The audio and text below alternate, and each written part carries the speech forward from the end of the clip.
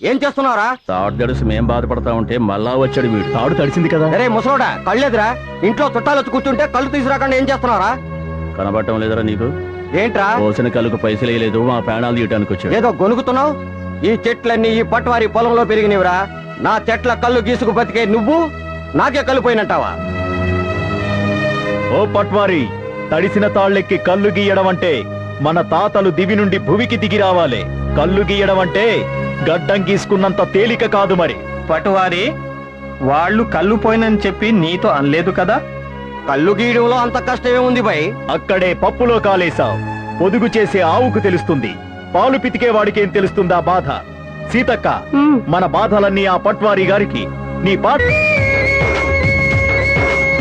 పట్టుకోను కొమ్మ లేదు, పైకెక్క మెట్టు లేదు, నిన్ను నీవు మోకుతోటి నడుముకు చుట్టేసుకొని బంధములు కాళ్ళకు వేసి బాగాలి పాడే చెట్టు కాళ్ళు అరచేతులేమో కాయగాసి కట్టిలాయి తొంటి దండ భుజాలేమో గౌడన్నో.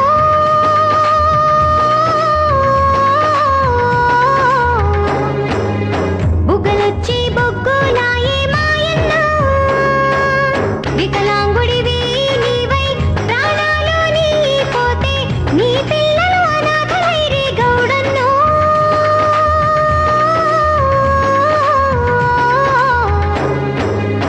నీ భార్య విధవాయే మాయన్నో.